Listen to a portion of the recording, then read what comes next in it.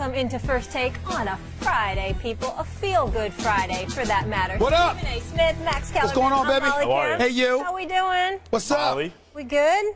Let's go. Let's get into it. It's Friday. Guess who's here? It's Friday. Actor Omar Epps. My brother. He's joining us next. He's a huge Cowboys fan. This is going to be fun. I just finished watching In Too Deep for the 10th time just the other day with him and my boy LL. Because LL, I don't know LL as well as I know him, Yep. but LL grew up 5 minutes away from me on Farmers Boulevard in Queens. Hollis. Farmers Boulevard. Hollis. Queens, the borough. He's got a new movie. I'm just saying. That comes out November 11th. We're going to talk to him all about that Absolutely. star-studded cast. Looking forward to it. But speaking of stars, Sunday in prime time, it's all about the rookies looking like vets. An NFC East battle when Carson Wentz and the Eagles face Dak Prescott in the Cowboys. Wentz has led his team to a 4-2 record and has the highest completion percentage against the blitz. Dak Prescott has the best total QBR at 84, while leading Dallas to a 5-1 record, according to Elias. This is the only instance, listen to this, people, since the 1970 merger where combined rookie win percentage was 750 or better entering the matchup. Only time ever. We are witnessing history. Stephen A. Who's winning it? First of all, I didn't want to start out this show.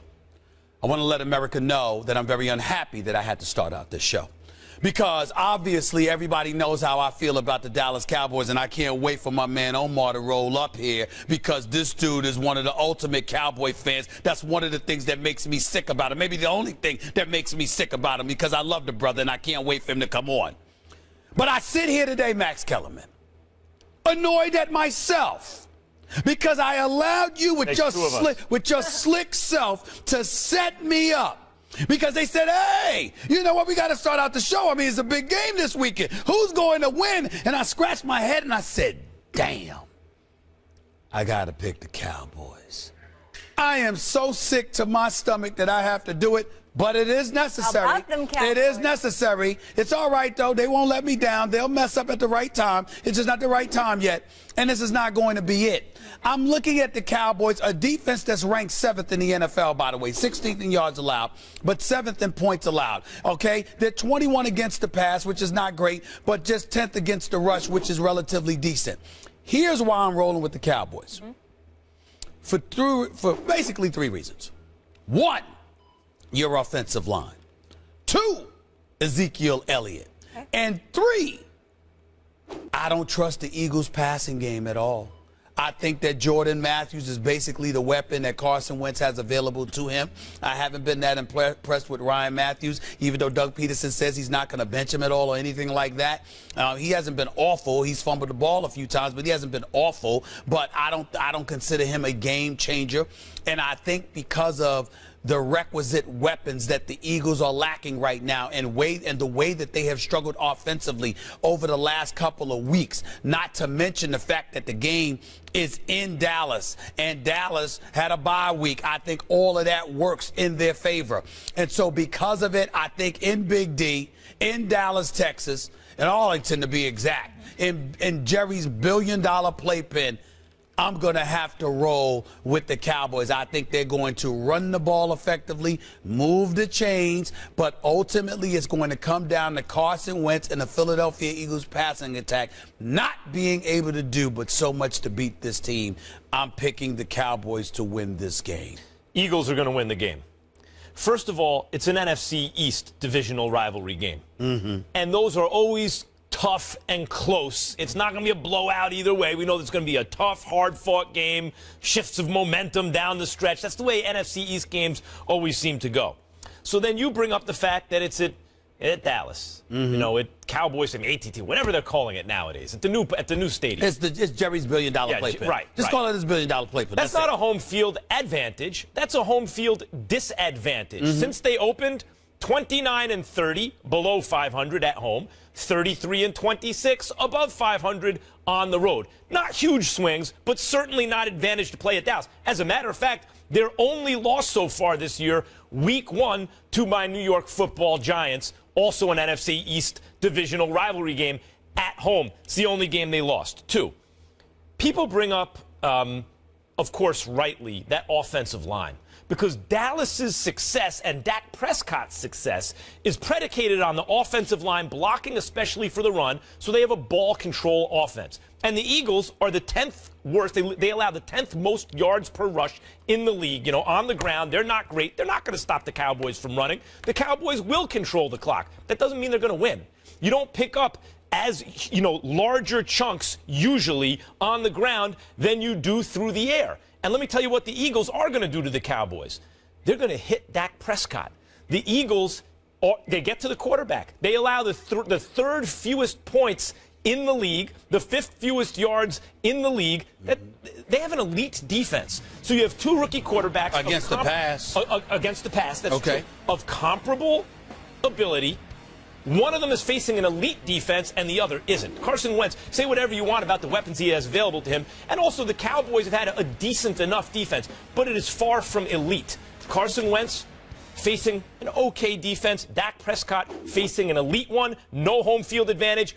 Carson Wentz and the Eagles win in a tough-fought NFC East divisional rivalry game. Listen, you got a guy in Tyrone Smith, okay? This is a dude that's got like a 98.7 pass blocking efficiency. He does an exceptional job of protecting Dak Prescott. He did an exceptional job last year. He had a bad game against the Eagles last year where he surrendered 2 sacks. I don't see that happening again this time around. You've got Fletcher Cox and Brandon Graham that's going to come at Dak Prescott all day long.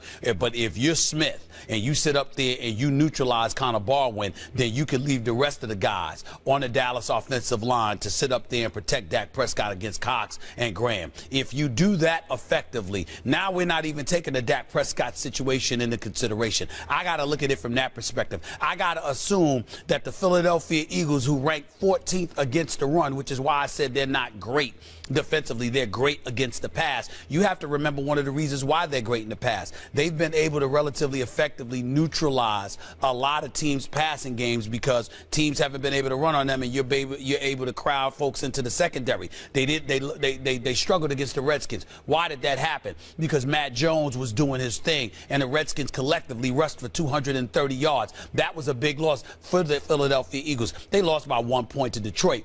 They got smacked around a little bit against the Redskins. That was the reason why. If you're the Dallas Cowboys, what you do is you emulate that formula. What you do is say, excuse me, Matt Jones ain't no damn Ezekiel Elliott. He damn sure ain't the combination of Ezekiel Elliott and Alfred Morris. He damn sure ain't the combination of those 2 individuals with this offensive line, because the Redskins' offensive line, albeit having played better this year, is certainly not Dallas's offensive line. And so if you're the Philadelphia Eagles, you've got to crowd the line of scrimmage to try to neutralize them. You're going to try to force Dak Prescott to beat you, but then all of a sudden I'm hearing Des Bryant is coming back this weekend. Okay, and oh, by the way, I'm assuming that Cole Beasley and Jason Witten were utilized in terms of Dak Prescott throwing in the middle of the season, but he hasn't been doing that. Des Bryant, by the way, I think Des Bryant is still a top 5 receiver. I just believe that. We don't have evidence of it this year, and A.J. Green is certainly in the top 5, if not top 3. I think he's kind of leapfrogged some guys in a lot of people's estimation. But Des Bryant is a fantastic receiver.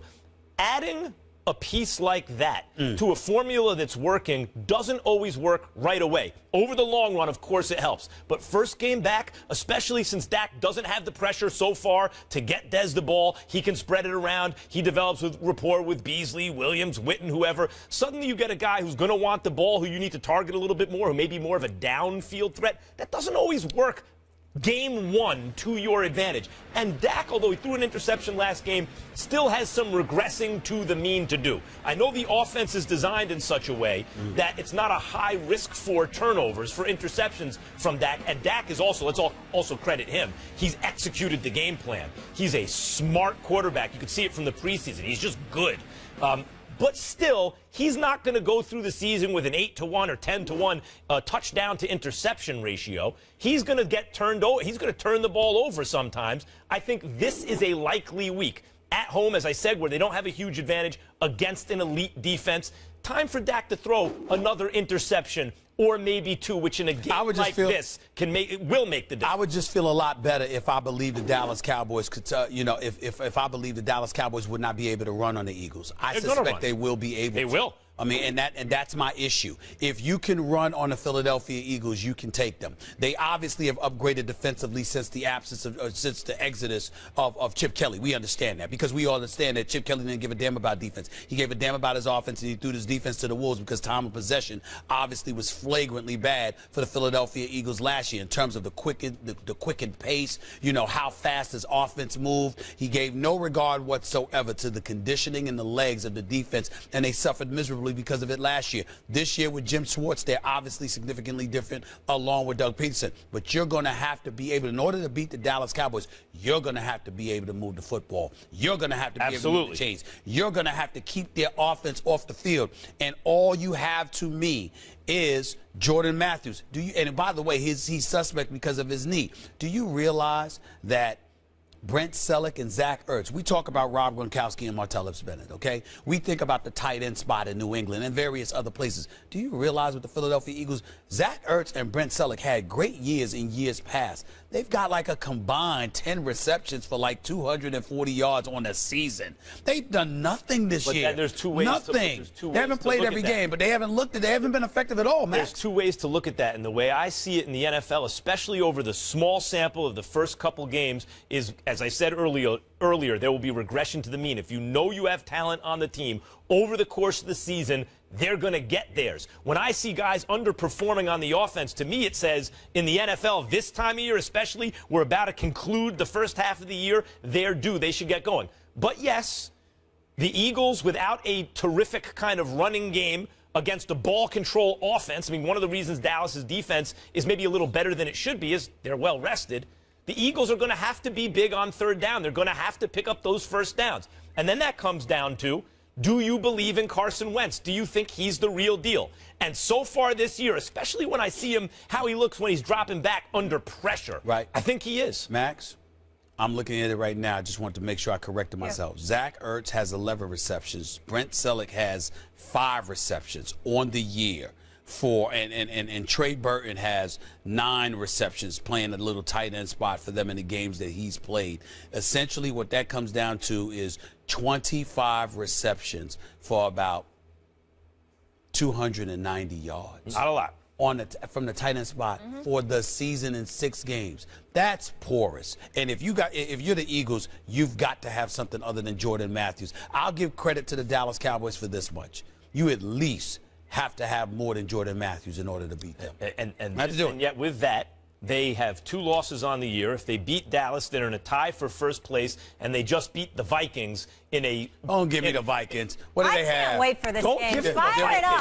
There was no Adrian Peterson. Stephon Diggs was coming off his injury. There is no Adrian Peterson. Come on now. Trying to tell you that. Lovelies, we got to move on. We're all in a good mood. It's Friday. We want you guys to weigh in on Twitter. Which quarterback will have the better game on Sunday night? Dak Prescott or Carson Wentz? We'll share those results a little later in the show. But speaking of marquee matchups, Game 3, the World Series is shifting to a National League park, and despite calls for him to start in left field to keep his bat in the lineup full-time, Cubs slugger Kyle Schwarber won't play because doctors said it was too soon. Schwarber, in a surgically repaired left knee, had been cleared to hit and run the bases 10 days ago, but not do any lateral running needed to play the outfield. The Indians, on the other hand, have Carlos Santana, who the team's DH in left field for Game 1. Santana hasn't played any games in left field since 2012, and that was only 4 innings. So the question we ask is, should the National League adopt the DH? Absolutely. Absolutely. I mean, listen, let me tell you something right now, and this doesn't really have as much to do with baseball as it has to do with interest. The fact of the matter is that, let's take, for example, Schwarber tonight. He can't play because he needs to play the field, you know, because obviously you're not DHing in the National League. You can pinch hit, but you're not DHing. So as a result of that, Schwarber, in order for him to get at-bats, he would have to play the field, which he's ill-equipped to do because of that ACL. I mean, they should have considered putting him at third base, putting Bryant out in the outfield as far as I'm concerned, because he doesn't have to move just as much. Max Kellerman, yesterday on my radio show, Sirius XM Mad Dog Sports Radio, every weekday 1 to 3 p.m. Eastern Time, Channel 82. I had the great Jim Tomey on my show. Smacked 612 home runs in his career. Played for years with the Cleveland Indians. He was sitting in there talking with me. He said he wouldn't play Schwarber. Then I sat up there and said, what about moving him to third base? He said, I would consider that before I put him in the outfield because there's less movement. And so re-aggravating that injury is slimmer. There's a lesser chance of him doing that. That was his position. Here's my position. If you have the DH, excuse me, it ain't just, you know how the saying goes, chicks love the long ball. It ain't just chicks who love the long ball. Everybody loves the long ball. We want to see home runs. We want to see doubles smacked into the alley. We want to see all of that. I want to see this dude up to bat and not just pinch hitting in a key pivotal moment, which he will be allowed to do. I'm talking about him being a DH. Without the DH in the National League, I think that takes something away from the ultra excitement of the game. And God knows baseball could use it at every turn. We get the tradition, we get strategy and schemes, we get all of those different things. But in the interest of making sure you don't bore people to death, make sure that the people who we want to see at the plate are able to be there and not be confined to the dugout because he'll be there. He'll be there for an at bat. You know, I mean, that will happen at some point. But you're talking about like 4 at-bats. So sure, that's a big deal, Max. One of the issues facing baseball and the reason it's aging, I think primarily it's true. It's the offense, right? Okay. I mean, look, during the PED era, when home runs are flying out of the park, all the attendance records were smashed. And baseball the economy was catching up to the economy of football. I mean, really a couple billion off. Like football at the time was 12 or 14 billion and baseball was 8 or 10 billion, whatever it was catching up. Okay. And since the offense went away, it's back a little bit, but not to nearly to the levels it was. Interest has waned, yes. But also, in a broader sense, the general trend in this country, you know, where America used to be the national pastime, the general trend is football and basketball get increasingly popular, and baseball gets increasingly marginalized. And I believe that's because baseball is intrinsically less athletic than those other sports. There's less athleticism on display, which is why my favorite highlight shows are always back in the day, This Week in Baseball. I didn't care who hit the home run. They all looked the same. It was Ozzie Smith grabbing the ball at shortstop, making an incredible play. Omar Vizquel later on, because that displays athletic ability. And what the DH does is reward less athleticism. The reason he can't play is because I'm fine with not having a DH. Is injury. Just like Adrian Peterson can't play for injury. You don't get to see him a couple times a game because guess what? That sport requires athletic ability and the injury has robbed him of it, just like it has Schwarber. Allow me to interject. You said it's injury and that's it and you just have to accept it. Adrian Peterson plays for the most popular sport in America. Right. Schwarber is playing for a sport that clearly has dissipated in terms of interest. That's one difference. Point number one. Point number two, I don't care who you are.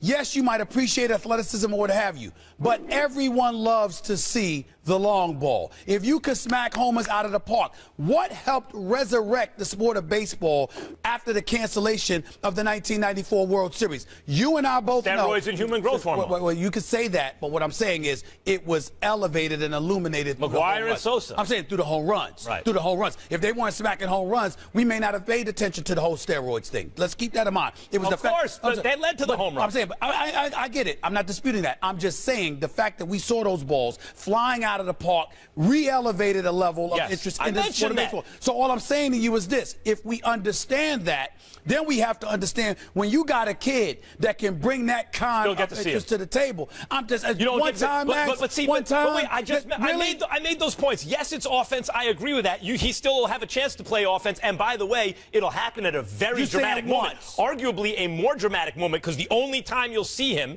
is likely to be in a situation maybe with the game on the line as opposed to so that's one. Okay. Two, you say, well, football's more popular. So Adrian Peterson, he's hurt, whatever. It doesn't hurt the sport as much. My argument is one of the main reasons in a general sense the trend has been toward football and basketball. They're more exciting, people say. One of the reasons is, a major reason is they're more athletic. And so baseball, when you have the DH, rewards less athletic ability. Yeah, but you're not taking. You're hurt. You can't move. You can't field. You still get there. And this is where you should be ashamed of yourself for missing this point. You and I both know that what has also contributed to the diminished level of interest in baseball is what is a perceived arrogance. We do things our way. They're always the last to the party. They're always the last to change and implement modifications. We do it our way, America's national pastime, which, by the way, hasn't always been that inclusionary, which helped alienate a segment of the populace, which would also contribute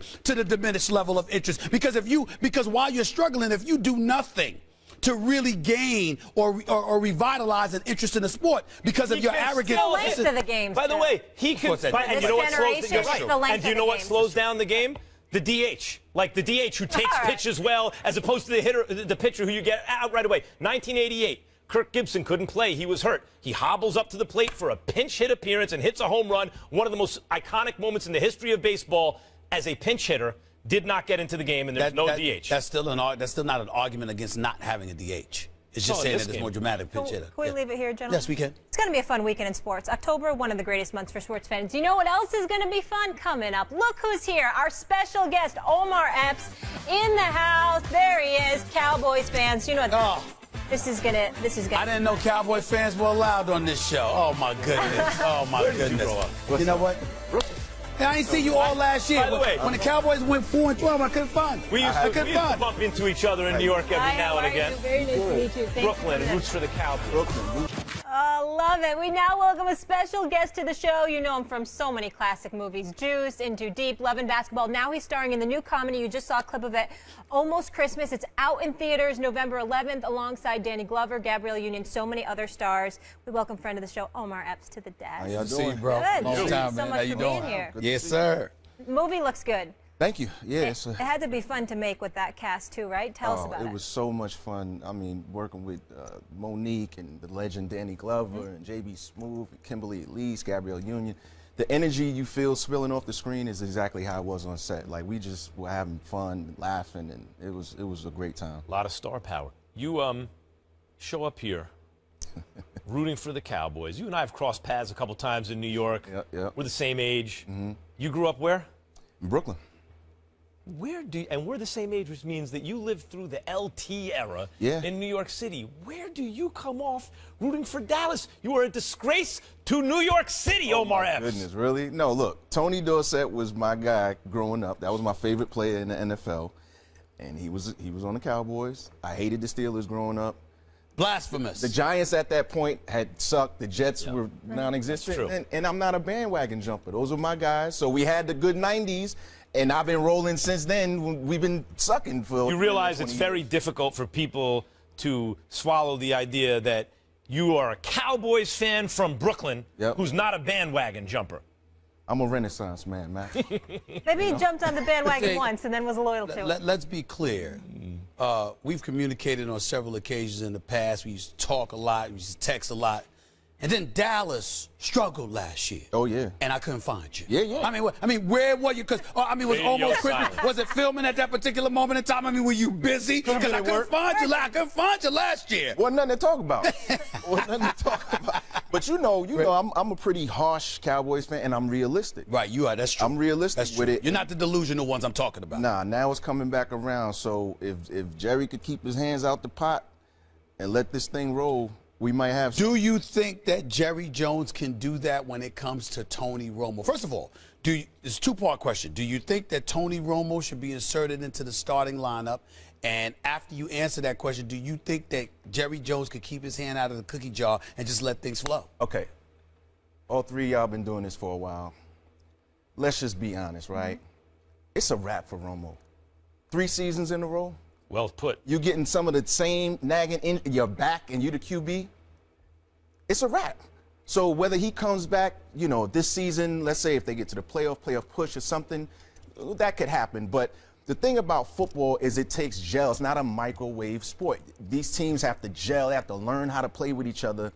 And right now we got a unit that's, and Dez is not even in this run. Yep. So when he comes back, they're going to have to find that rhythm because obviously he's going to want the ball. That's going to put more pressure on Dak. You know what I mean?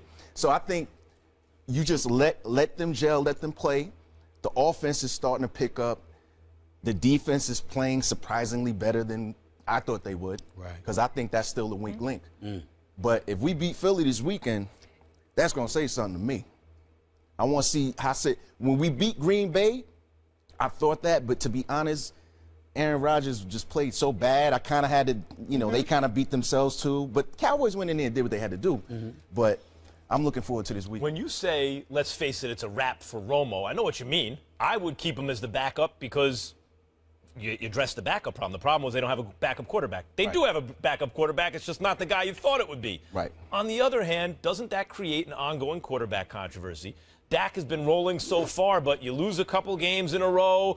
Romo's sitting there ready to go. He has his adherents, who had played with him before, the owner, etc. Doesn't that mean you have an untradeable contract? Doesn't that mean you have an ongoing quarterback controversy in Dallas? I don't think so, because at the end of the day, when it comes to injuries, it's a young man's game.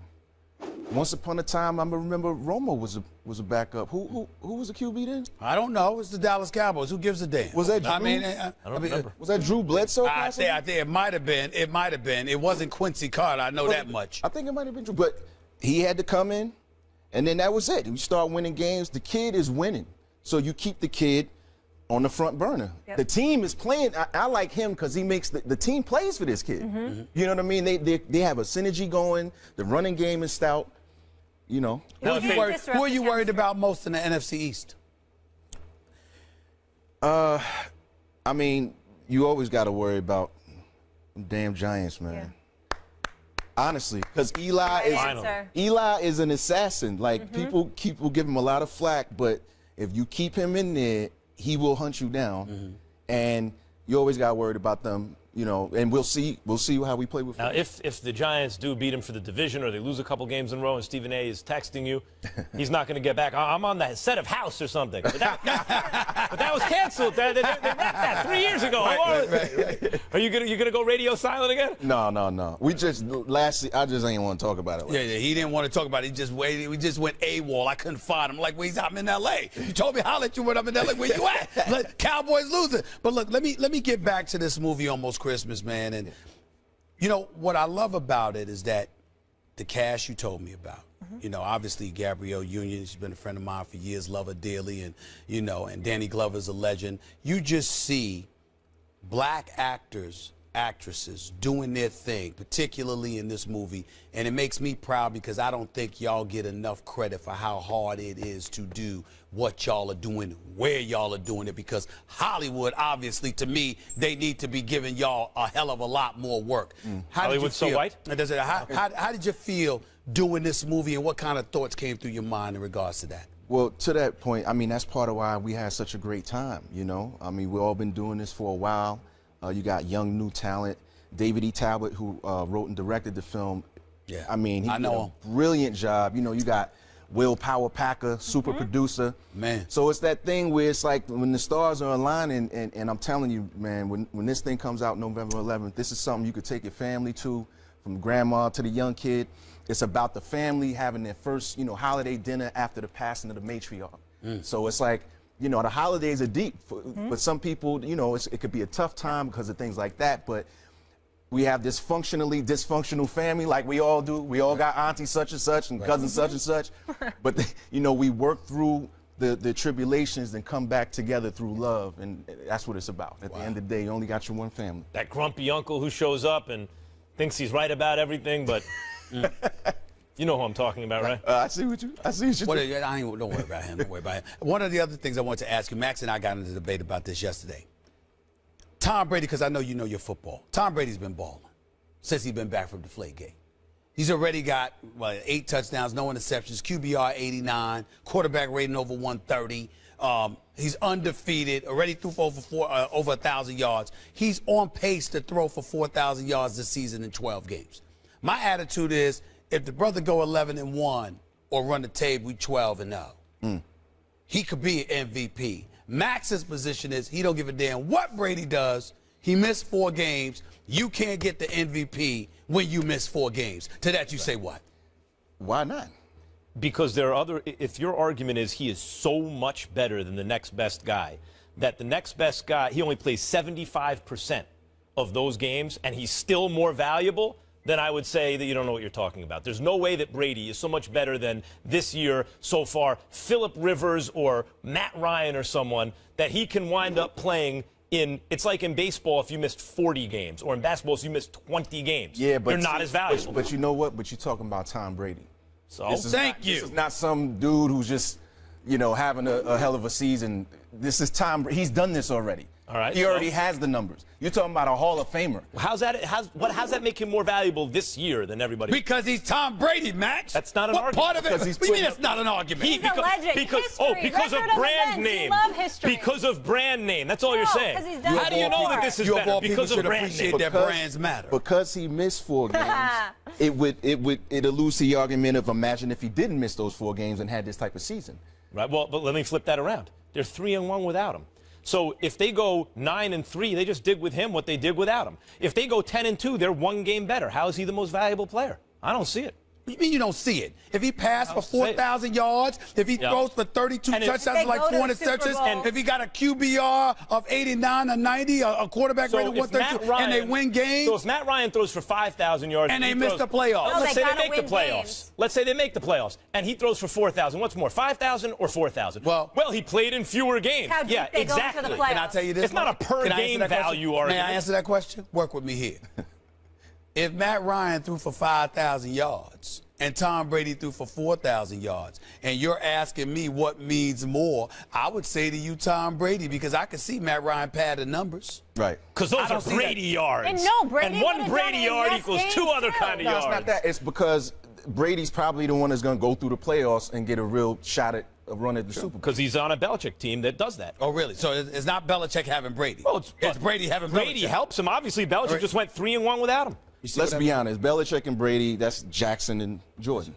That's right. Can't have one without the other. No. Except in that equation, it is clear, as great as Phil Jackson is, that Michael Jordan is the driver of that. And in this equation, it is clear that Belichick is the driver of it.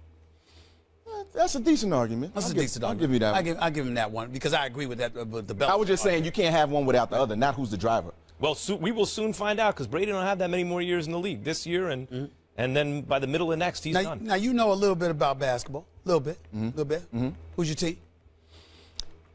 After Kobe retired, I don't have a dog in the race. I'm just enjoying. How'd you feel about Durant going to the Warriors?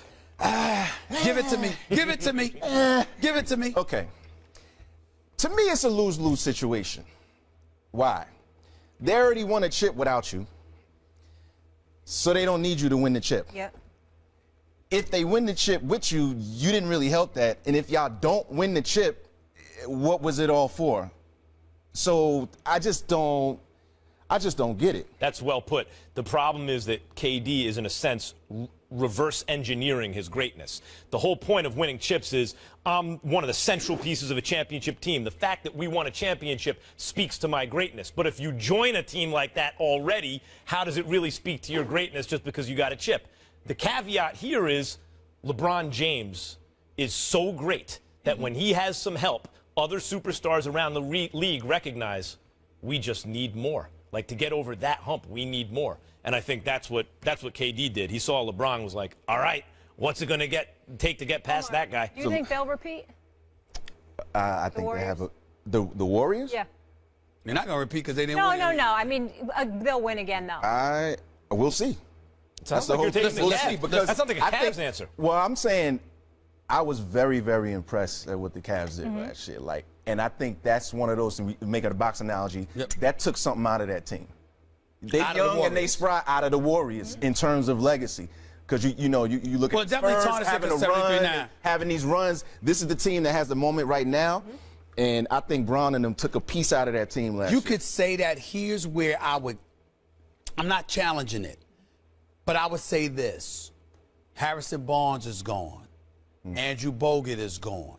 Draymond Green getting suspended game 5. Then Bogut getting hurt in that game and not really available for the last 2 games. Iguodala getting hurt game 6, not really available. I mean, for the rest of game 6 and game 7, he wasn't himself.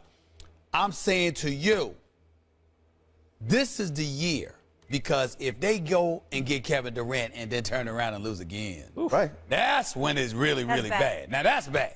I mean, but you're saying that like it's not possible. Like, I don't know why everybody's just thinking the Warriors just going to walk in like it's that easy to go to three back-to-back. That's him. He's got them favored. I don't know. He's got them winning. I think they can win it, but I'm not ruling out the Cavs at all. But definitely it's a two-horse race. I think it's the Cavs and the Warriors trilogy. Ain't no way in hell it's going to be anybody else. Well, you can't count out LeBron after. We just saw, you know what that was last year was Muhammad Ali versus George Foreman. Once Ali upsets Foreman, which is impossible to do, Foreman 40-0, 37-9, he's going to kill Ali, and Ali upsets him. After that, tough to pick against Ali. Right. But this is like the next guy is even better than Foreman. Like, Foreman just went and reloaded. This is they took Harrison Barnes away, and they turned Harrison Barnes into Kevin Durant. Good luck, because that went 7 games last year. By the way, he's got to get ready to go. Before you go, I can't, I was told I couldn't let you off the hook. Who's your best friend since high school? Marlon Williams, that's my boy. He texting you right now. He's a hater. He said that you lying, that you're jumping off the bandwagon, that you're a diehard Lakers fan, and you just don't want to acknowledge it because. Didn't I say? No, you said Kobe. You said Kobe. You said Kobe. You said Kobe. I said since Kobe left the league, I don't have a dog in the race. Yeah, but he's saying that you do have a dog in the race. That's what he's trying to say about you. No. Since Kobe left the league, the Lakers just ain't the same. It ain't the same. You and Marlon have to play the newlywed game or something like that. He doesn't know you. He's a bandwagon. He doesn't know you. Who's ever winning in the year? I'll tell you a quick story before I go. One time we went to a Lakers game. They was playing the Kings. This dude had on a Lakers jersey. They were up.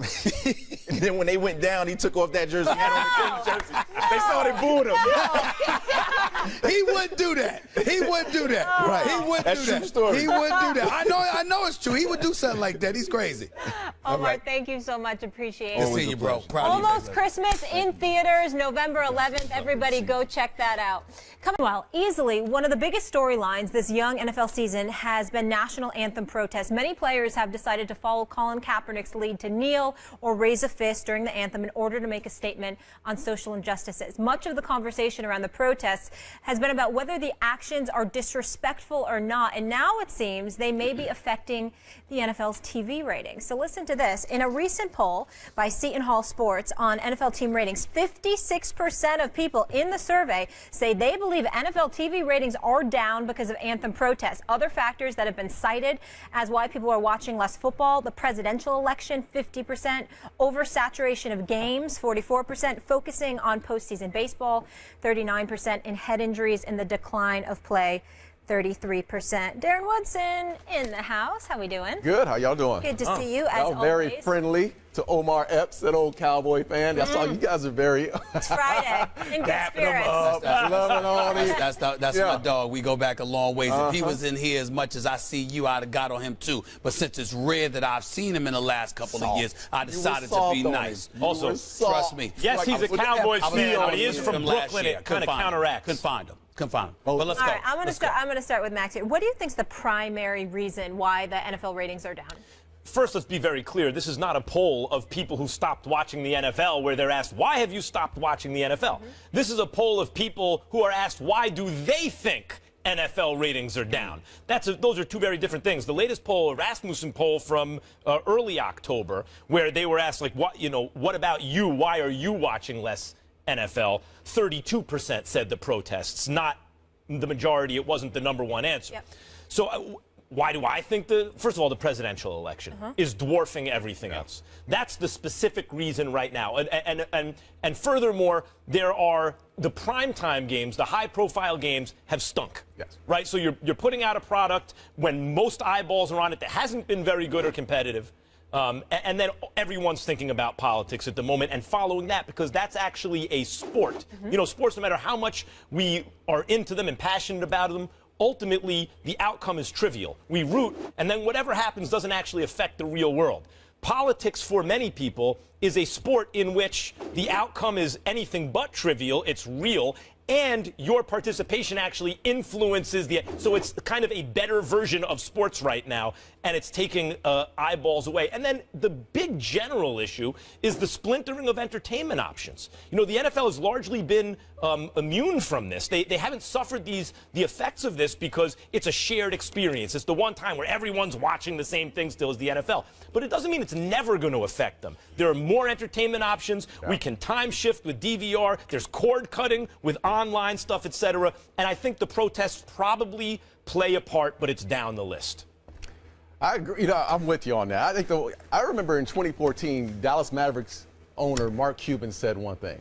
He said, when pigs get fat, pigs get slaughtered. And he was talking about the NFL and the oversaturation of the NFL game on Thursday nights, Sunday nights, Sunday nights, and then again Monday. People are tired of watching the games. And then you sprinkle in the college games that are on Thursday night and Saturday at the same time.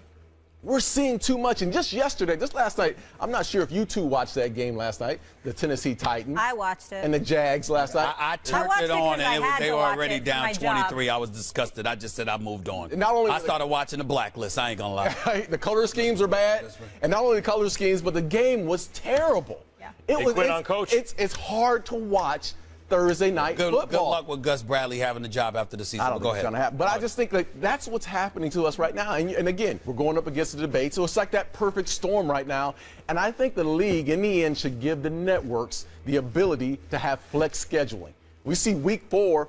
There are 1 and 3 teams on a Thursday night. That's a great point. I mean, it's tough to watch.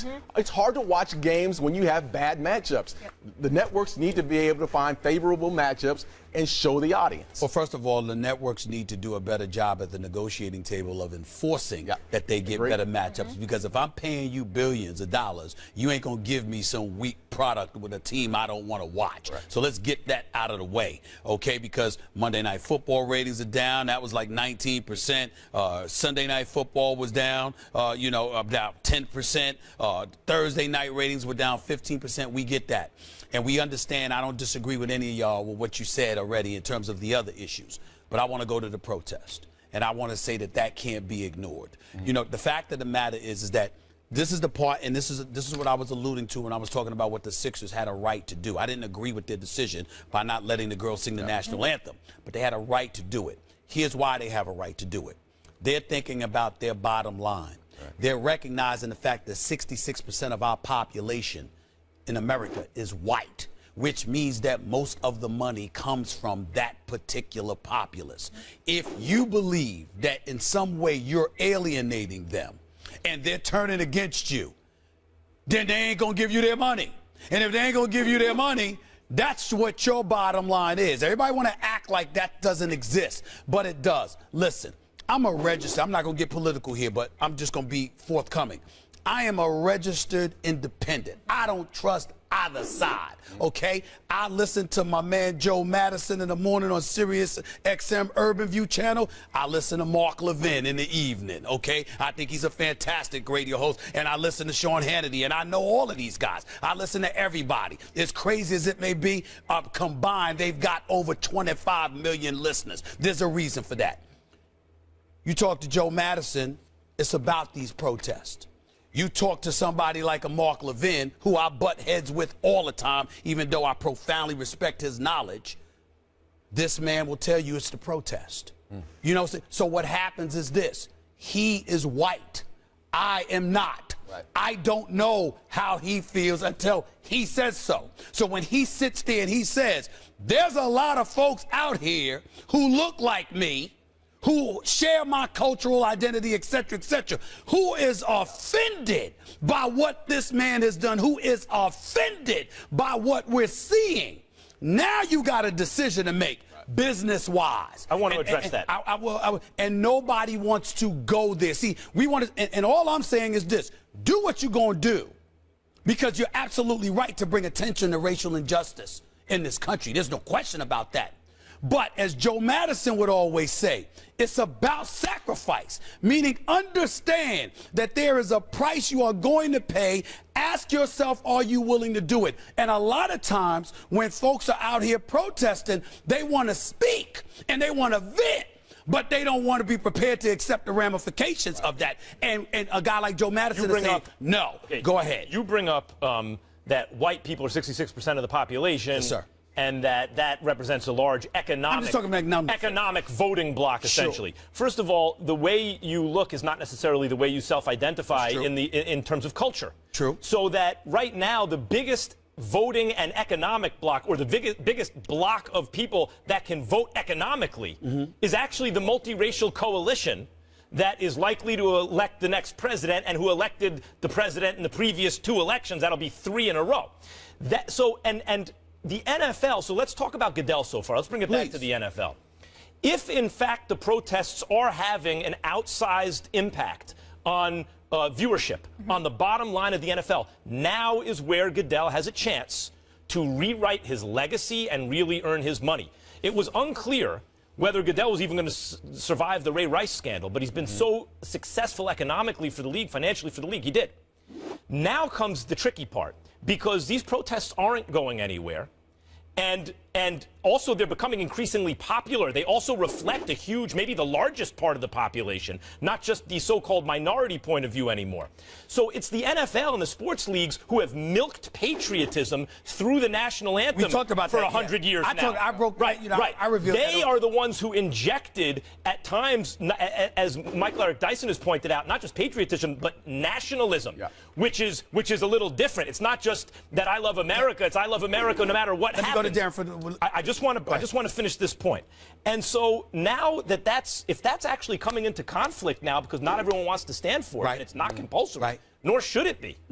Then all of a sudden, what does the league do? They have to pivot from being this monolith where everyone supposedly believes in the same stuff to being something else if they want to keep making money. They've milked patriotism for all it's worth. Yeah, fine. But what I'm saying to you is this. Just like you talked about that multicultural base that will influence an election, that doesn't necessarily have a profound impact on what they fuel economically as it pertains to respective sports. It's one thing to tell me that the Latino community and the black community are going to play a very pivotal role in who becomes our next president. Conceded that with no argument. What I'm saying is they're not necessarily the individuals that are spending the kind of money on NFL or basketball that the white folks are spending. And as a result, if you are that business in the NFL or the NBA, you now have to take into consideration, excuse me, we kind of know who's spending money on our product. Ooh, do we want to do this? That's hard. That's hard. Then in that case, the NFL that has injected this supposedly not mandatory standing for the national anthem, but in effect, they've created a situation where if you don't stand, then it turns fans off. Then maybe they shouldn't have. They need to now take that. You're talking right and wrong. I'm talking dollars. Go ahead. You know what? I work with the military a lot. Matter of fact, my foundation helps military veterans find jobs. Yeah. And I'm in those circles, and I can tell you this right now: there are so many people that are turned off, in particular, white Americans who are turned off by what's going on politically, as far as Colin Kaepernick and standing and all. So I see that. I hear that all the time, and I think what you just said was spot on. But and what you said exactly the same thing. The NFL has basically projected this patriotism. That's all we've always been about. In the locker room, all we talked about was supporting our real troops. I mean, this is in the NFL. It's always been that. So right now, and what's going on, the patriotism that's always been there is not there. You're seeing a lot of minorities raising that up right now, and people are not liking it. I'm talking dollars. I'm not talking what's right now. I'm talking dollars. You're accurate, but what we're saying is that if you're the NFL, based off of what you just said, you're taking into consideration that patriotism that you leaned on has now been compromised in the eyes of that audience who's patronizing your product. So now you got to figure out, and this is when Goodell earns his money, where he has a chance to rewrite his legacy. My chops. It doesn't seem as absurd for them to potentially catch the NFL. Well, no question. But the NBA hold on, wait a minute. Which is exactly. And they have the bigger stars. Time out. Which is exactly why a team like the Sixers, an NBA team, would take that position. Because, hold on, wait a minute. Everyone's missing it here. Because they're saying we're the NBA, and they don't want to go there. They want hands off. They want hands off because they don't want to mess up the cash cow. Because they don't market themselves as kind of a military. Oh, you're giving a reason. You're giving a reason. There's an ongoing contest. What the NBA ratings are. There we go. Darren, thank you so much for being with us. Appreciate you. Coming up next, Tom Brady has been on fire since rejoining the Pats, and he's looking to get back at the Bills for handing his team their only loss so far this season. So do the Bills have a shot? That is the question when First Take returns. We're calling it Big Saturday. This is going to be fun. We have 3 Big Ten games for you at noon Eastern. It's Michigan, Michigan State at 3:30. Northwestern battles Ohio State, and at 7, Nebraska, Wisconsin. All 3 games are on ESPN, also streaming live on the apps. You can catch them on the go. Then you know what it is. Send in your videos, people. Come on, you got all weekend. The First Take, Your Take viewer contest is here. You can win a chance to debate Stephen A. and Max right here on national television. All you have to do is go to firstTakeYourTake.com. That's where you need to send them, not Twitter, and then upload a 1-minute video with your best sports debate. Please keep it clean. No music, team logos, trademarks, or copyrighted material so we can air it on the show. 2 winners will be selected by our show staff. Get to work. We want to see it. Meanwhile, there's a few. Stephen A., please stop making excuses for Golden State. Kawhi Leonard scored 35 points and was 15 from 15 from the free throw line. And what that tells me is defense is lacking. Gaining Kevin Durant means losing key bench players and big bodies that was once there on the floor last year. I'm here to discuss the Los Angeles Rams. But we're only in week 7 and you have 4 losses? You have people spending $100, $115 on parking at the Coliseum downtown, and this is what you want to do? If you really want to blame something on Pittsburgh's defense, it would be the run defense, which I don't know where that went to. LeGarrette Blount had 127 yards on 24 carries. Offensively for Pittsburgh, I think this is great. I think you should be happy with Landry Jones. I thought he played pretty well. He had 1 bad turnover, but other than that, I think he can win you maybe 2 or 3 games. Not bad. I didn't know LaToya Jackson was sending in a video. I had no idea. I mean, that first one. I'm not even looking. No, she looked just like LaToya Jackson. It's not an insult or anything. Of course not. I'm just saying she looked like her. By the way, those videos were good. I kind of liked it. All of them had spunk. The last one was, she seemed a little bit nervous, but she got it going. That's okay. I'd like to make a suggestion. Okay. Yes. Why don't we do it the way, American Idol in the early rounds, right? They show the worst contestants also, because some of that I just saw had some unintentional comedy in it. Yes. And I would like to see more unintentional comedy. Why Why aren't we showing some of the worst? Why can't we do those it like American Idol and have them come? That would be amazing. It wouldn't bother me. I would love it. I wouldn't turn down, but I repeat, she did look a little bit like LaToya Jackson. I'm just saying. Both Now, of you. let me move on. Both of you. Listen, the last subject that we touched on, Charlie Grantham. He wrote an article in The Undefeated. Charlie Grantham is the former executive director for the NBA Players Association. He's now the director of the Center for Sports Management and the associate professor at Seton Hall, who's doing these kind of polls and stuff like that. So I just wanted to give him props and tell everybody to go to The Undefeated because the article is in there now. You do some very good work on at the Undefeated. Yes. Worth checking out. Absolutely. No question. Yep. All right, let's talk a little Brady, shall we? Yes. All right. Go ahead. There's a huge NFL rematch this weekend as Tom Brady and the Patriots head into Buffalo looking for revenge for their Week 4 loss where the Bills won 16-0 at Gillette Stadium. The difference this weekend will be Brady. He missed the first matchup due to his 4-game Deflategate suspension. Stephen A., do you give the Bills a chance against the Patriots? No, I do not. Not at all. Not only did they beat the New England Patriots in their first meeting, they shut them out. Okay, I don't think that's something that sat very, very well with the New England Patriots. I think that they're going to have a field day with Rex Ryan and his Buffalo Bills, particularly since we don't know about the availability of LaShawn McCoy because obviously he shouldn't have played last week. He was hobbled, and people felt that he might have taken a step back due to how he should not have been on the field and tried to play hurt last week. They dominated the New England Patriots in the first go-round. Tyrod Taylor didn't do that great of a job. I mean, 27-39 definitely was efficient. 246 yards, one touchdown, no interceptions. But Jacoby Brissett, 17-27, 205 yards. He was sacked 3 times. Wasn't that effective? Your leading runner, LeGarrette Blount, only rushed for 54 yards. They could not do anything offensively, even though Martellus Bennett did have a big game for them, 109 receiving yards in that game. I'm just of the mindset that with Tom Brady back, with Rob Gronkowski in full tow, he played that game. He had 1 reception for 11 yards against Buffalo. You really think that's going to happen to Gronkowski twice in the same against the same team in the same season? That's not going to happen. So I expect Gronk to get off. I expect Martellus Bennett to get off. I expect Tom Brady to get off. And by virtue of that, this defense that played pretty well against Buffalo, okay? I think they're going to have a field day. I expect a relatively lopsided victory. I think it's going to be tough for the first half, but I think New England will pull away in the second half and win by about 15. Do you remember before the first meeting between New England and Buffalo, we sat here, and Molly, you asked the very same question. Does Buffalo have a chance? I asked it better this time. And do you remember your answer at the time? I said no chance. Well, what did I say? I was wrong. Recall? A chance? Yeah. Oh, yeah. I gave him a said good a chance. No, I was wrong. Yeah. I was wrong. I give the Bills a good chance again. FPI, by the way, ESPN's very own, has it as 51-49, essentially as a toss-up. Mm-hmm. Now, true, they have Brady back, and that's not a small thing compared to a third-string rookie quarterback. Mm-hmm. Oh, no. But it better not be a small thing because Rex Ryan's defense won 16-0.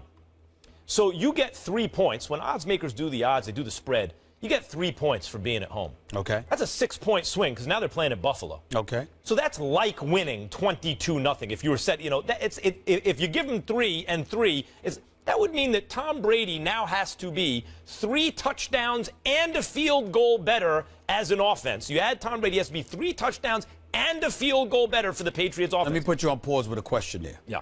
You don't think Tom Brady could be 3 touchdowns better than Jacoby Brissett? Oh, no. But that's to win. That gives the Patriots a chance. We're asking here, do the Bills have a chance? Should the Patriots be favored? Yeah. I'll tell you why the Patriots should be favored. Because Bill Belichick doesn't lose to divisional rivals twice in the same season. Doesn't happen. Okay. You don't shut Bill Belichick Thank you out for making my if you case. play in the division. Thank you for making my he case. will make adjustments. Okay. Sure. I'm touched. Thank you. That's the reason to think that the Patriots, not just that Brady's coming back, because he has a long way to go to beat the Bills if you look at the Patriots offense the first I'm sorry. That's all you got that I didn't mention the coach? You want me to mention the coach too? Well, that's the main reason. I'm just saying, do you want me to go and find out what he orders at Starbucks and make sure he has the right stuff for the morning too? You know why the Bills mention? won the game the first time? It was the defense. It was a team that was rallying around at the time an embattled coach because Stephen A. Smith was on TV practically calling for. In fact, I think you were calling for Rex. I said I told him he was on. He was on the line. hot seat. But I said, by the way, let me be. And I told you at the time that a player's coach, where it pays dividends, if the players like him and they feel like he's on the hot seat, they'll play for him. That worked for Gus Bradley last night, huh? No, well, by the way, that's how you know. That's how you know Gus Bradley's actually done there. Exactly. They didn't play for him. Exactly. They did not play for him. They played for Rex Ryan. But I'm saying to use this. Rex Ryan is still on the hot seat. Let me be clear. I haven't let him off because I don't give a damn if the Buffalo Bills win 11 games this year. I don't care if they go 11-5. If they don't make the playoffs, it will mark the 6th consecutive year that Rex Ryan has been a head coach and his team has missed the postseason. That is egregious for you to still remain a head coach. I have no doubt that he deserves to be a defensive coordinator. And by the way, even that's a question mark right now because I don't know if you've noticed, not only did you fire your offensive coordinator, Greg Roman, and bring in someone else, and they've been 4-1 ever since. You also took away play calling duties on defense. You've left that up to Dennis Thurman. So let me get this straight. You got an offensive coordinator handling this business. You finally step back and let your defensive coordinator do the job instead of you trying to do it for him, even though you brought in your brother to help out. And I'm just saying, okay, if that doesn't get you to the playoffs, you've tried it every other way. Then you need to go. If you think the Bills don't have a chance because here comes Tom Brady. That's what I believe. And now the defense That's what I believe. They're not going to shut him out again. That's what I believe. They don't have to shut him out. But as I mentioned, you got a lot of points to make up with Tom Brady in the offense, number one. Number two, the Bills on the season are leading the league, number one in the NFL on sacks per attempt. Yeah. Number one. All right. They get to the quarterback against everybody, not just the Patriots. Well, let me say they this. are an elite defense that the Patriots are now facing. Let me make this point for clarification when I say I don't give the Bills a chance. That means under no circumstances am I envisioning a scenario where they will win. I'm not saying that. I'm not saying it's not going to be a tough match or it can't be tough or it can't end up being a nail biter, even though I don't believe that. I am saying under no circumstances, I should say injury would be the one thing. Yeah. But under no circumstances with Tom Brady and that crew on the field together against Buffalo do I give the Buffalo Bills a chance. Under no circumstances. Sammy Watkins was ready to go, which he's not. I would actually pick the Bills. I do think it affects Tyrod Taylor, who has not looked good recently, and ultimately that's why I stopped short. But they have a hell of a chance to win the game. They won the first go-round and won especially close. Bills Mafia, Max keeping hope alive. Coming up next, Kevin Durant putting up some shots last night. And it may have been taking shots at critics at the same time. We'll explain, we'll show you the video, and is he playing victim? I'm out here. Keep going, kid. I'm in the tower. It didn't work.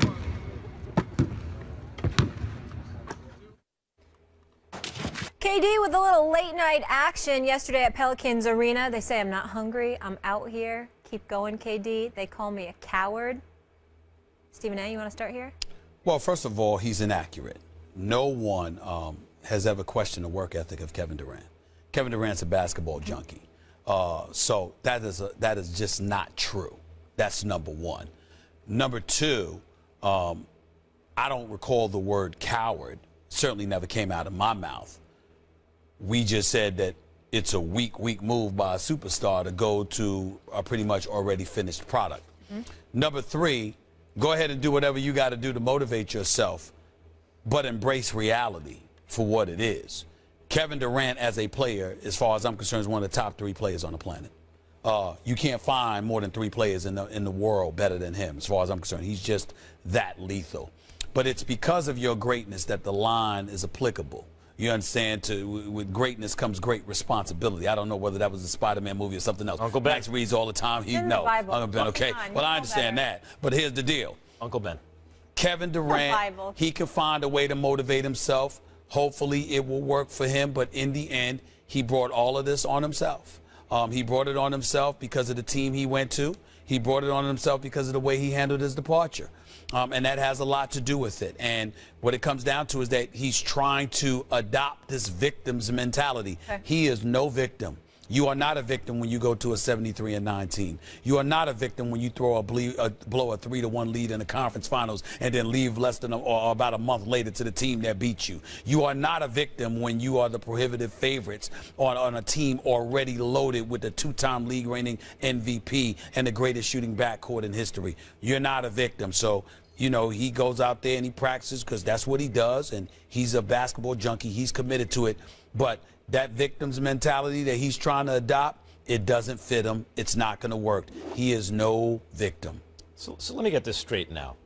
We're acquiring footage, one way or another, of a guy just about all alone in a gym. Sure. After hours, working on his game. And what he says out loud to motivate himself now, we're going to take as some PR stunt by the player? No. I don't care what a player does to motivate himself. Marcellus Wiley, my former broadcast partner on TV and the radio for almost 6 years, used to tell me a saying that is, I believe it was from his grandma Blackie. She used to say, "Don't tell me about the pain, show me the baby." No one cares how Durant gets there. Certainly, I don't care how he gets there. Just got to get it done. And if what it takes is motivating himself, even if it's ridiculous. Look, athletes always find these ridiculous ideas, straw men really, to take shots at, to give them motivation. And the example I usually use is Derek Jeter, I remember. I think it was after the 98 season, I'm pretty sure, where they won 125 games and swept the World Series. I remember Derek Jeter coming out and saying, like, oh, they thought we couldn't do it. And I thought, who are these people who thought you couldn't do it? Like, you guys were favored the whole way. You're considered one of the greatest teams of all time. But even someone like Derek Jeter, the consummate winner, no one would call him running from a challenge or anything like that, needed to find motivation. And in Durant's case, he's not just making it up. I'm quite sure he's seen this, not only on his mentions, on his timeline, but in the press. Maybe not from you, but from others. He's a coward. He took the easy way out. And so there he is, using whatever he can, kind of narrating his own story in an empty gym, working on his game. I got no beef with KD. Well, let's be clear about something here. First of all, no one said it was a PR stunt. Secondly, in this day and age, who the hell knows whether or not it was one? Everybody uses everything, Twitter, Facebook, and beyond. Everything could be it wouldn't surprise me at all if 3 weeks from now we saw that as a commercial. You understand what I'm saying? I mean, it looked like a commercial. I'm just saying that's number two. Number three, What we do is we comment about what you put out there. He put that out into the stratosphere. I'm not losing any sleep over Kevin Durant. I sleep quite well, and when I don't sleep quite well, it's because I'm busy for different reasons other than Kevin Durant. So please, I wasn't going there. I'm not, get your minds out the gutter. I'm not talking about that. Okay, I'm just saying. Post-game, watching Sports Center, all of that other stuff. All I'm trying to say is that it ain't Kevin Durant. Nobody's losing sleep over that. All I'm saying is I'm commenting about this from this perspective. My brother, go ahead and go for the finals. All right? Don't sit up there and fabricate stories and do it. I mean, Michael Jordan and others may have done that to keep themselves motivated. What should motivate him is the fact that he never has one. Kevin Durant has never won a championship. I recall Michael Jordan motivating himself because Michael Jordan kept winning and beating up on everybody, and he was finding reasons to keep himself motivated so he could keep on winning. I don't recall Michael Jordan or others, for that matter, using fuels to motivate themselves. He's not cut from that cloth. I understand that. LeBron James, same thing. I don't recall LeBron James using things to motivate himself before he won a championship. When you are devoid of a title, when you are devoid of the chip, of that ring, that should be enough motivation in and of itself. That's what it is. That's what I'm saying. Here's the issue with KD that a lot of people have. When he says, it's not life or death for him, seems like it was life or death for Jordan, for Kobe, for Bird, for Magic. Even Magic with a smile still seemed like winning and losing was the only thing that mattered to him. And it doesn't feel that way to KD, and by his own admission, he thinks he said that in the last several years. And the question with him is, and what's held against him, I think, by you and others, is that idea that he's not cut from that MJ Kobe killer cloth, right? However, I find it, look, what he's trying to do, maybe you can't do it with that kind of personality, but I find the world a more interesting place if he can. I'm interested to see an original. Here's a guy who doesn't have that overbearing alpha personality, who's just great at basketball and who can win championships anyway, though we both agree he's given himself an enormous advantage on the Golden State Warriors. So wouldn't the world be more interesting, Stephen A. Smith, if he could do it with that personality? Fine. Max Kellerman, I'm a different dude. I'm an old school kind of guy. I get upset when people get on Kevin Durant for leaving Oklahoma City. I have no problem with him leaving Oklahoma City. That's what you want to do, what you want to do. My biggest issue is him going to the team that beat him. That is my only issue. That is something I told Jay-Z. That is something I told other members of his crew, which he doesn't believe I talk to, but trust me, I do. That is my issue with. Okay, in that case, what could he say out loud that would have been okay with you? No. If he would have said, they say I'm on a team that's giving me an unfair advantage, you complain about that. What can he say? What motivation does he get? We're commenting about this particular subject because I want to be clear about where I'm coming from. You let cats off the hook in certain respects when it comes to life and death or whatever. No, not literally, but you ain't playing for free, bro. This brother's going to make $26.6 million this year. He's got an endorsement deal that's going to give him over $300 million. Kevin Durant is getting paid. Yeah, and in spite of the fact that he's underpaid, wait a minute. I think he's. By the way, he's underpaid. Yeah. He is underpaid because Kevin Durant deserves all the money he can get because his talent demands it. But at the end of the day, when you're asking people to come and see you, Max, I need to see it hurt you more than it would hurt the average person when you lose. I was at Game 7. Remember, Molly, you and Skip talked to me the next morning. I was at courtside for Game 7. A lot of these Russell Westbrook walked off that court furious. Kevin Durant walked off the court looking quite comfortable with losing. KD I'm sorry. Is not the person that we want him to be. But he's his own person. He's something new. Wait a minute. We're not asking you to be a different person. That's entirely different. What we're asking you is to make sure that it is very obvious that when you lose, it hurts you more than it hurts anybody. What's wrong with that? Because a lot of the same dudes who people are like, oh, look at him, it's killing him. He just lost the championship. Those same dudes are at the club that night having a good time. And I'm saying, and I don't like them either. Well, okay, but you want to see a show. Over that issue. You want to see over a that show. issue. right. over that issue. I don't like that. You want to see a show, you don't care how I don't like that. Real quick, before we go to break, there's other great video of Katie last night. It was on the 6 o'clock Sports Center. You were on it, so you probably didn't see it. But him and the Warriors team visited San Quentin. Is that how you say it? State Prison. They play an annual pickup game. Katie didn't participate, but people should check it out on ESPN.com. It was a great piece. So well done. And shout out to them for making that visit. Coming up, we've got 2 great NBA games for you tonight. And the first one is a rematch of last year's Eastern Conference Finals, Cavs versus Raptors at 7 p.m. Eastern. Then it's the Warriors and Pelicans from the Big Easy. Both games available on the apps, ESPN and Watch ESPN app. And we're calling a big Saturday because guess what? 3 Big Ten games for you on tap at noon Eastern. It's Michigan and Michigan State. That's always fun. Then at 3:30, Northwestern battles Ohio State. And at 7, Nebraska, Wisconsin. All 3 games also available on the apps. Meanwhile, for the second time in 3 weeks, the Chargers will take on the defending champion Broncos, but this time Denver will be without C.J. Anderson, who had arthroscopic surgery to repair a torn meniscus in his right knee. There is no timetable for how long Anderson will be out. He will be replaced by rookie running back Devontae Booker, who was selected in the 4th round of this year's draft. Hello, Mark Schlereth. How are we doing? I'm good. How are you guys? Good to see you. And we're going to see you later because you're hosting NFL Live with Teddy Bruschi. We heard rumor on the street. Yes, this, tune in and see the train wreck that is That's Teddy gonna and be I great. hosting NFL Live together. And I'm sure it's very Trey tough gets for a you day guys off. to sit there and talk football.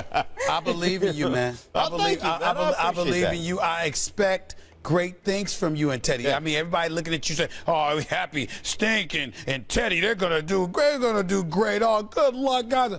I expect greatness. I know right. how knowledgeable You know y'all what? are. I know you know your football. I love your style, your presentation.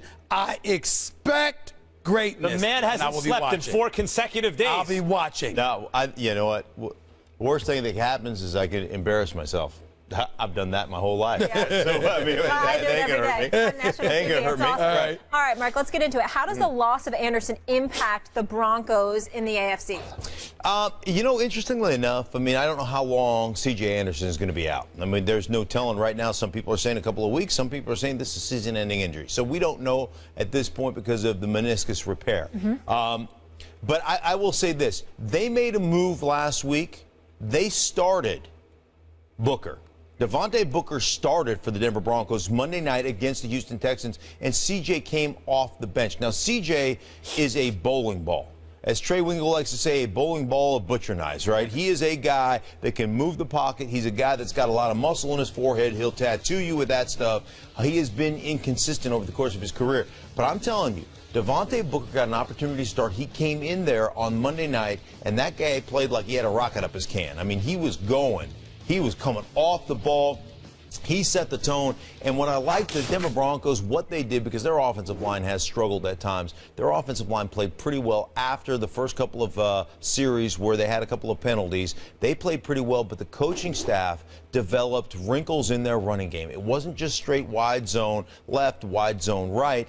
It was counter. It was power. It was pitch strong. It was toss weak. So they basically implemented other things to take some pressure off that offensive line. And Booker was tremendous outside the tackles, basically starting runs outside, having those cutback lanes. So I really don't think it impacts them that much.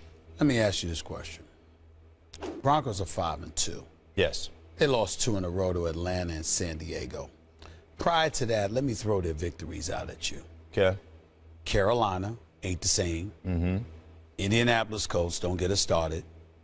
Cincinnati Bengals, nothing to brag about right now. Tampa Bay Buccaneers, that's when they were 4-0. And now they beat Houston. Right. Is it possible that as we look at the Broncos, they may not be what some people think they are because we haven't really seen them extremely tested as of yet? You say what to that? I would say that defensively, even against Atlanta, even against San Diego, they limited. Now, they gave up some big plays, but they limited points. And they adjusted during the course of those games to actually play pretty good on the defensive side of the ball. There is no question that defensively they are talented. Here's the beauty. Sometimes, and I always say this, when I've won, I've never really learned anything about myself because I'm too busy patting myself on the back and telling me how great I am.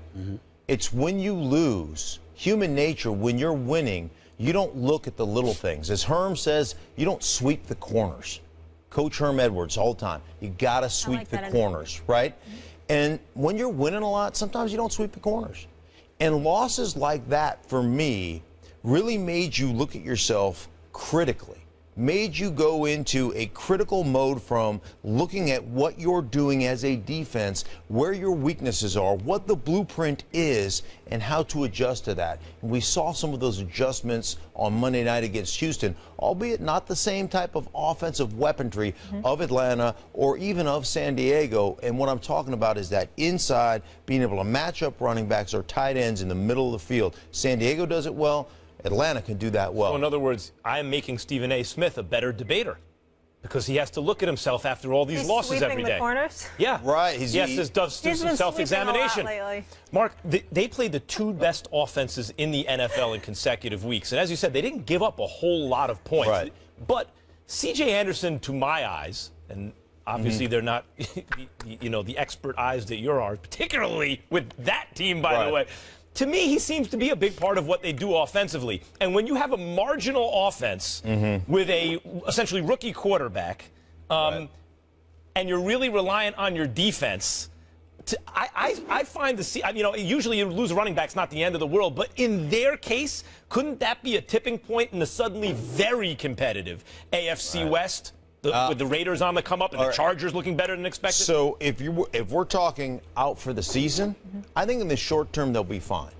I think Booker, there was a reason he started, because he's ready, because he gives them a little bit of wiggle, he gives them a little bit of a better outside attack, if you will.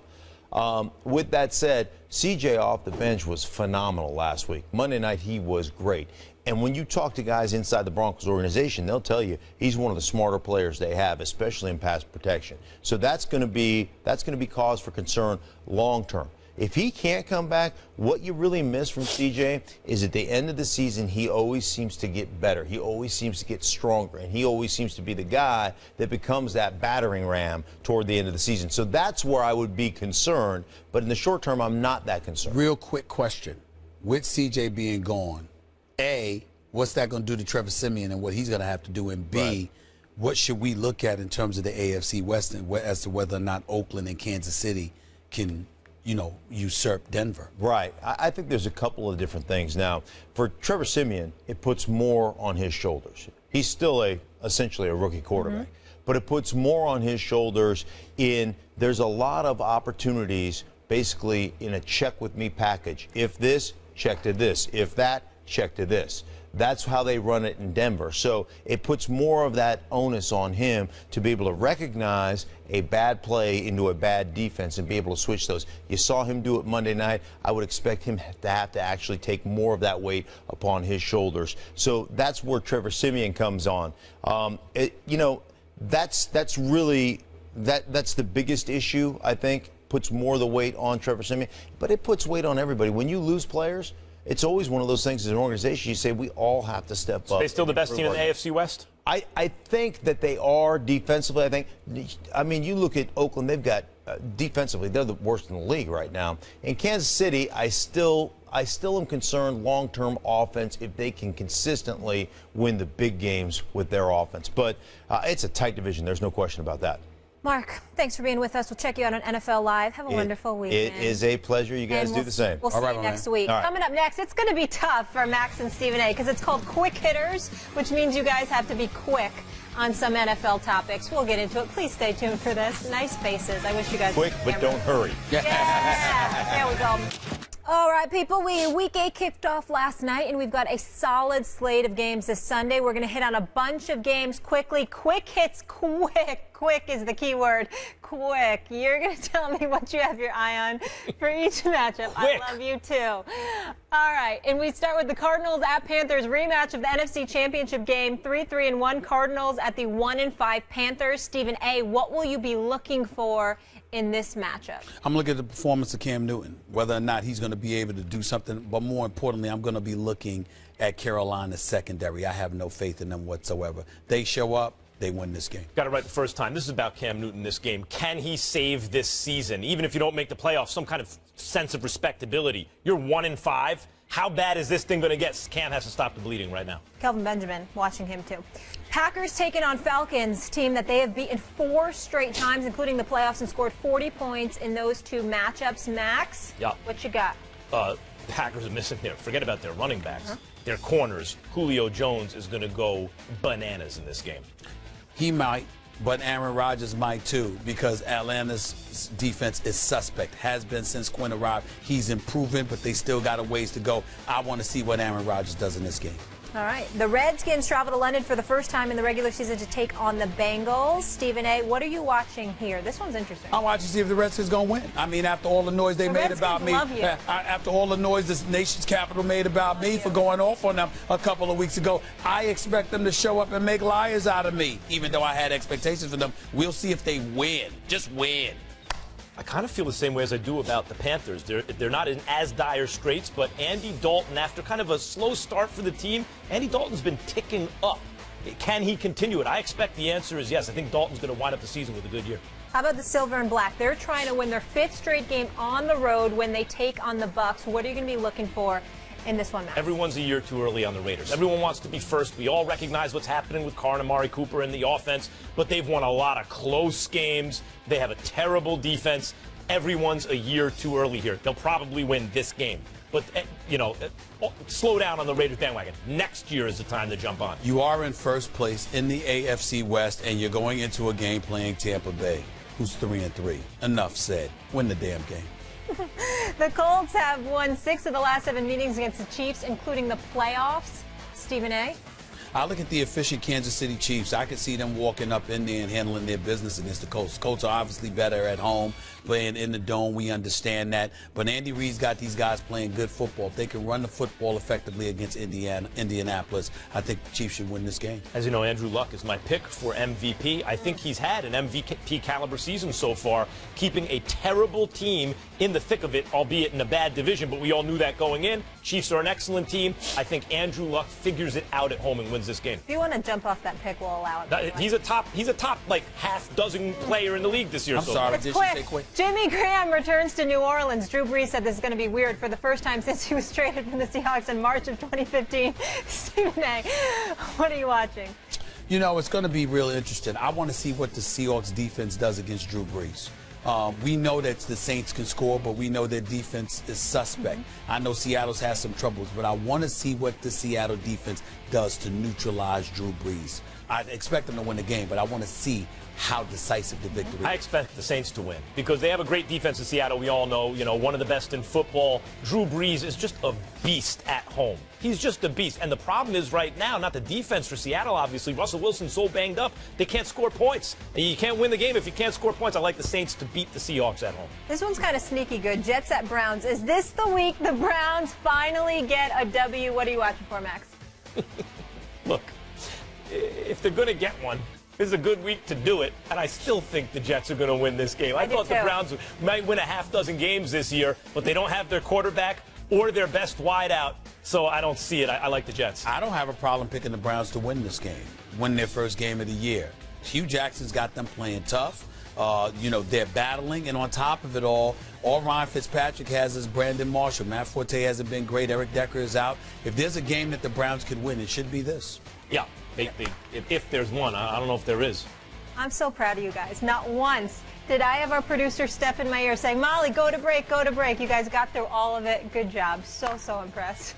Coming up next, President Obama made some picks for the NBA Finals and the Super Bowl. Will he go out on a limb or play it safe? Please stay tuned for this. Hilarious next. First take, stop me. 4 takes, that's 2. 3 takes, not me. 2 takes if you love me. First take, you got me. First Take is brought to you by Geico. 15 minutes could save you 15% or more on car insurance. The First Take Your Take viewer contest is here. You can win a chance to debate Stephen A. Smith and Max Kellerman right here at ESPN headquarters. All you got to do is go to firsttakeyourtake.com, upload a 1-minute video with your best original sports debate. Keep it clean, no music, team logos, trademarks, or copyrighted material. 2 winners will be selected by our show staff, so get busy, and we could see you schooling Stephen A. and Max right here on national television. Here's a few of our latest. Was John Elway justified by letting Brock Osweiler go? And the answer is, duh. What he did was he trusted his eyes, let Brock Osweiler go, and said, listen, I'll trust my defense and I can find a suitable replacement.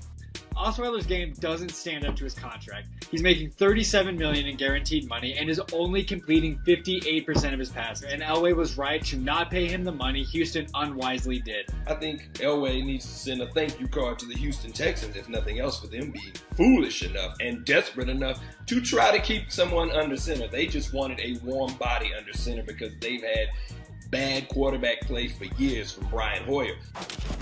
I like that last one, the thank you card. All 3 of those were good. Talking with your hands works for me. Well, not just with your hands. You got to have something substantive to say, which they did. And I like their presentation. It was good. It was good. I'm narrowing it down. I've seen a few, and I've got like 5 people who stood out in my mind above the crowd thus far after several videos have been shown. We'll see. We'll see. Stephen A's keeping tabs. I am keeping tabs. Keep them coming. I'm not joking. I'm watching. I know you are. I'm watching. I'm keeping tabs on them. Absolutely. All right. Speaking of keeping tabs, with the election a little over a week away and his second term as president coming to an end, Barack Obama joined Sway in the morning on SiriusXM and made his predictions on who will win the NBA championship and the Super Bowl. Sway.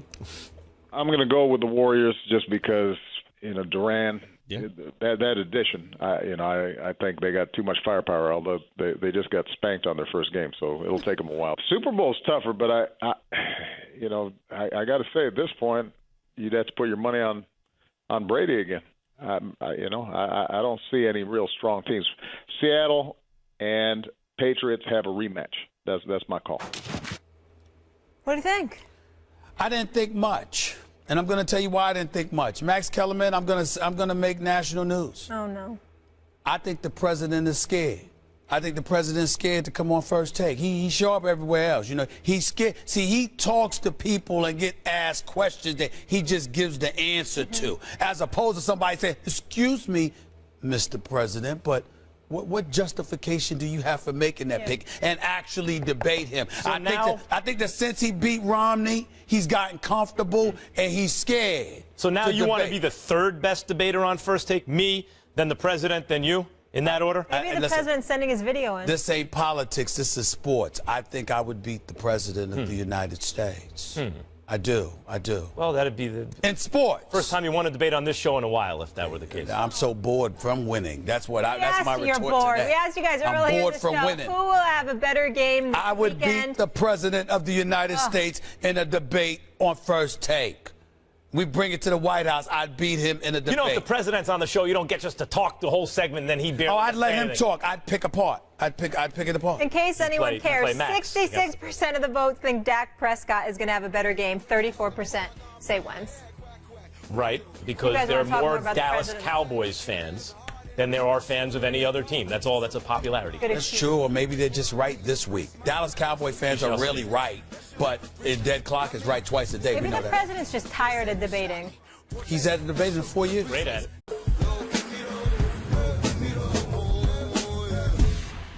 Well, hello there. Good day to you. Welcome into First Take on a Friday, people. A feel-good Friday, for that matter. What up? Stephen A. Smith, Max Kellerman. What's going on, baby? How are you? Hey, you. How we doing? What's up? Molly. We good? Let's go. Let's get into it. It's Friday. Guess who's here? It's Friday.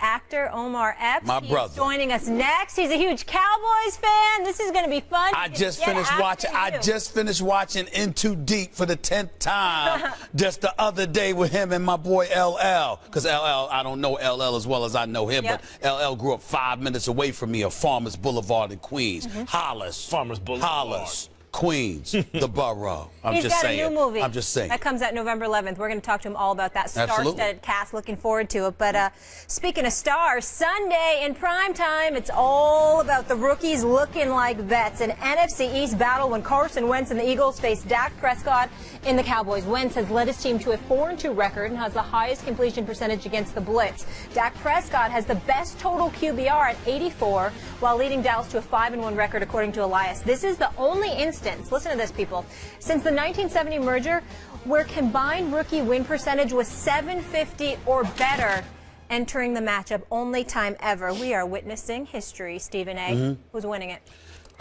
First of all, I didn't want to start out the show. I want to let America know that I'm very unhappy that I had to start out this show. Because obviously everybody knows how I feel about the Dallas Cowboys, and I can't wait for my man Omar to roll up here because this dude is one of the ultimate Cowboy fans. That's one of the things that makes me sick about him. Maybe the only thing that makes me sick about him, because I love the brother and I can't wait for him to come on. But I sit here today, Max Kellerman, annoyed at myself because I allowed you with your slick self to set me up.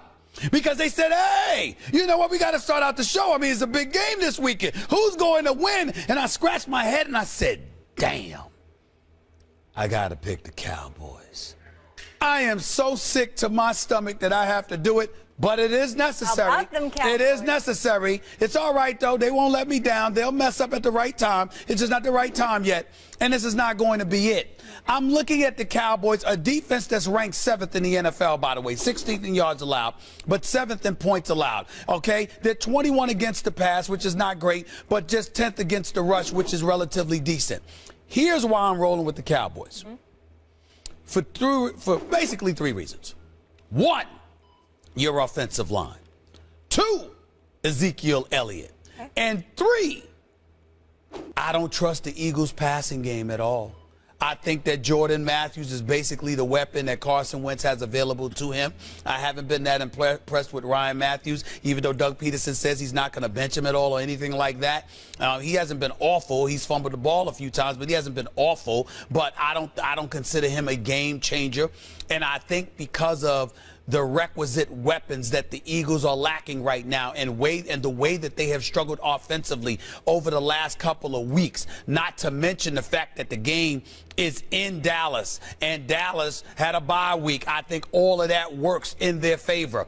And so because of it, I think in Big D, in Dallas, Texas, in Arlington to be exact, in Jerry's billion-dollar playpen, I'm going to have to roll with the Cowboys. I think they're going to run the ball effectively, move the chains, but ultimately it's going to come down to Carson Wentz and the Philadelphia Eagles passing attack not being able to do but so much to beat this team. I'm picking the Cowboys to win this game. Eagles are going to win the game.